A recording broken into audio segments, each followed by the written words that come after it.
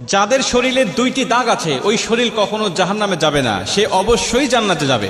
হাদিসটি সহিহ তিরমিজির 1669 নম্বর হাদিস এবং সহিহ আত-তারগিবের 1376 নম্বর হাদিস।